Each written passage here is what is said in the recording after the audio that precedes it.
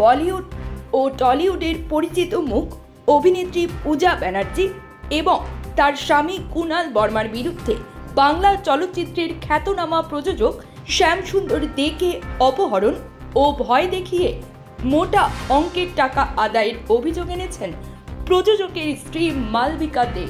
সম্প্রতি সামাজিক যোগাযোগ মাধ্যম ফেসবুকে এক দীর্ঘ পোস্টে মালবিকা দে এই বিস্ফোরক অভিযোগ প্রকাশ্যে আনেন।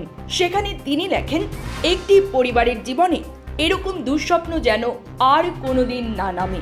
এই আশায় ভারাক্রান্ত হৃদয়ে শেয়ার করছি এই হৃদয় বিদারক ঘটনার বিবরণ।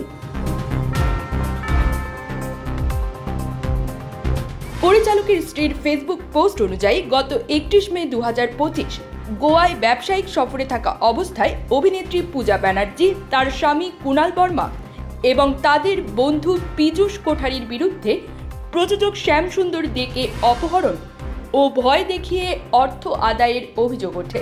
অভিযোগ অনুযায়ী শ্যামসুন্দর দে ভাড়া গাড়িতে যাওয়ার সময় আচমকাই পূজা ও তার সহযোগীরা গাড়ি থামিয়ে তাকে অপহরণ করেন। এরপর তাকে একটি অজ্ঞাত স্থানে নিয়ে গিয়ে শারীরিকভাবে লাঞ্ছিত করা হয় এবং বলা হয় যদি 64 লাখ টাকা না দেন তাহলে তাকে মাদক মামলায় ফাঁসানো হবে। মালবিকার দাবি অনুযায়ী ভয় দেখিয়ে শ্যামসুন্দর দেকে তার ফোন ও ব্যাংক অ্যাকাউন্টের অ্যাক্সেস দিতে বাধ্য করা হয়। সেই চাপে পড়েই প্রযোজক মোট 23 লাখ টাকা পরিশোধ করেন। এর মধ্যে কলকাতায় পূজার সহকারী মুনমুনের কাছে নগদ এবং পূজা ও কুণালের ব্যাংক অ্যাকাউন্টে RTGS ট্রান্সফারের মাধ্যমে টাকা পাঠানো হয়। তিনি আরও অভিযোগ করেন, শ্যামের মোবাইল বাজেয়াপ্ত করে তাকে জোর করে ভিডিও রেকর্ড করানো হয় এবং মিথ্যা কাগজে সই করানো হয় যাতে দেখানো যায় তিনি স্বেচ্ছায় গোয়ায় রয়েছেন।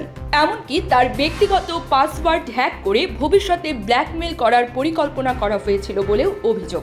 গোয়া পুলিশের তৎপরতায় SP এর নেতৃত্বে সময় মতো অভিযান চালিয়ে শ্যামসুন্দর দেকে উদ্ধার করা হয়। ঘটনার পরপরই গোয়া পুলিশের কাছে পূজা, কুণাল ও পীযূষ কোঠারির বিরুদ্ধে মামলা দায়ের করা হয়েছে।